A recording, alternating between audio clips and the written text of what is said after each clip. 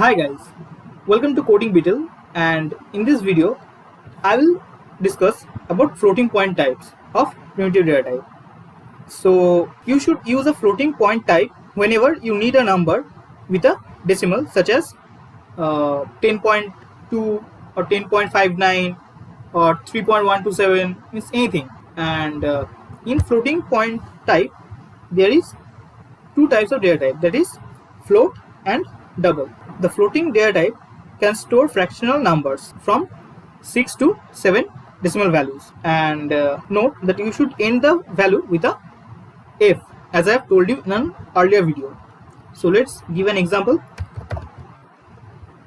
Float num equals to 5.47 f, and let's print it.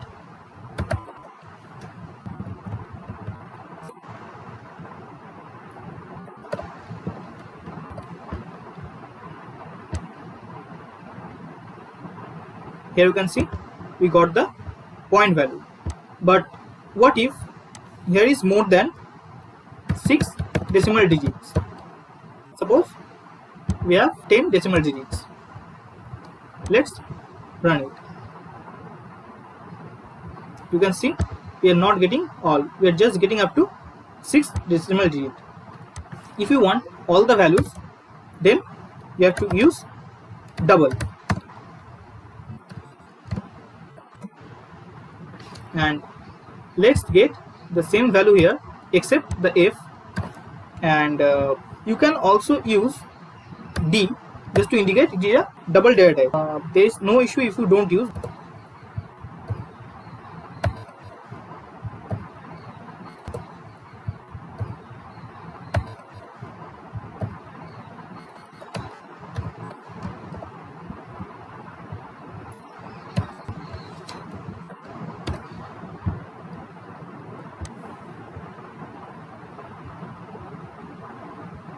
Here you can see we are getting all the numbers in this digits. So you might be asking that we should use float or double, which should be better. So the precision of a floating point uses values indicate how many digits the value can have after the decimal point. The precision of float is only 6 or 7 decimal digits, while double variable have a precision of about 15 decimal digits. Therefore, it is safer to use double for most calculations where you need to get the accurate values or something. And also there's another thing I want to say you about floating type data types. So you can use scientific numbers here. A floating point number can also be a scientific number with e that indicates the power of 10. 5 e 2. That means here you can see we will get 500 because e is 2 times and the 5 is the first value. Let's run this and show you. So you can see we got 500, and in the same way you can use in double also, like e3. Here you will get 5000. Here you can see you can use these scientific numbers to not write the zeros and get the output with the zeros.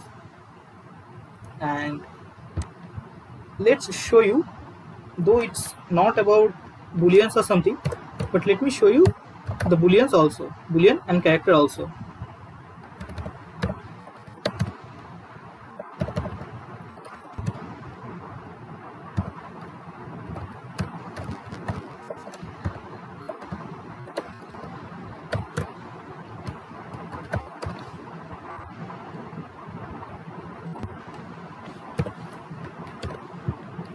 So you can see we will get true here. Here you can see we are getting true as the value in the boolean is true, and same goes for character values, that is char, and in char we used to store single characters. The characters must be surrounded by single quotes. That is, let be later. Okay, and that will be letter A. Now let's print it.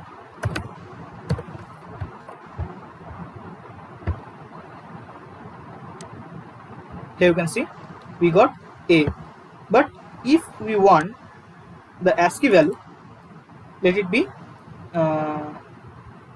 if I am not wrong, it will be 65 for capital A here.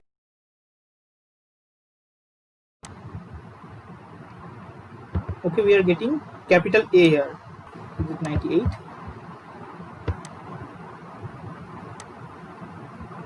So 98 is for small b. So from 65 it starts from capital A, and from 97 it starts from small a. So these are the ASCII values, and let's show you string, and let's complete this.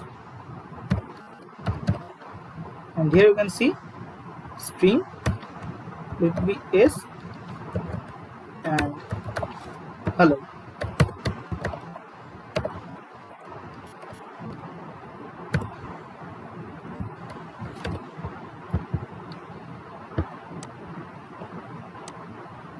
Here you can see we are getting the string output as hello. That's it for these videos. In the next video I'll tell you about non-primitive data types. So till then, take care and goodbye.